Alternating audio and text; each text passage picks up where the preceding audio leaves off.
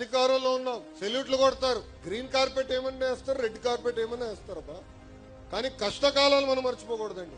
ఎన్ని ఇబ్బందులు ఎదుర్కొన్నా మనం మర్చిపోకూడదు. నేను పదే అన్ని మీటింగ్లు అంజిరెడ్డి తాత గురించి చెప్పాను, మంజులారెడ్డి గారి గురించి చెప్పాను. ఏకంగా మన గాంధీ గారు ఉన్నారు విజయవాడ కార్పొరేటర్ గా, అక్కడ ఉన్నవారు ఆయన పైన దాడి చేసి కన్ను తీయేశారు, ఒక కంటి చూపు పోయిందండి. వాళ్ళని ఆదర్శంగా తీసుకోవాలి. ఇంకా మన నియోజకవర్గం వచ్చేలాగా కొల్లు రవణనే మనకు ఆదర్శం. ఎంత ఇబ్బంది పెట్టారు, అడుగడుగున ఎట్టొకట్ట కట్టేయాలి, ఆపాలి స్పీడ్ అని ఆలోచన. కానీ మన ఆగల, తగ్గేదే లేదని నినాదంతో ముందలికింది. అది తెలుగుదేశం పార్టీ గొప్పతనం.